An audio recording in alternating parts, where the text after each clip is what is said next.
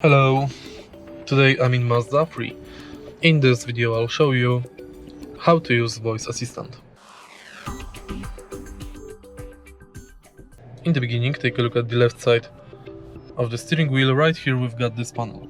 Simply press this button to activate voice assistant and then say any command. Say a command. FM. Pardon? Say your command again. Or say help. Help.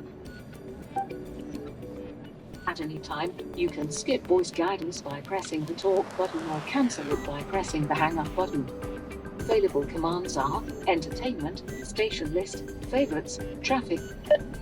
Tune 97.7. And it's done. If you find this video helpful, please leave like, comment and subscribe.